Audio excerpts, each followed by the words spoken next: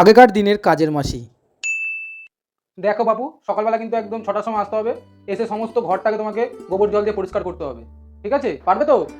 আর হ্যাঁ, কী কী কাজ করতে হবে তোমাকে সব কিছু আমি প্রথম থেকেই আমি বলে দিচ্ছি, শোনো। সকালবেলা তোমাকে তো কোনো আসতেই হবে। আর দ্বিতীয়ত হচ্ছে তোমাকে কিন্তু রান্না করতে হবে। 10টা থেকে রান্না শুরু করে দেবে, 10টা সাড়ে 10টার মধ্যে যাতে রান্নাটা কমপ্লিট হয়ে যায়। আর ঘর মুছতে হবে, বাসন মাজতে হবে। আর সকাল 6টা থেকে সন্ধ্যে 6টা অবধি তোমাকে ডিউটি করতে হবে। ঠিক আছে?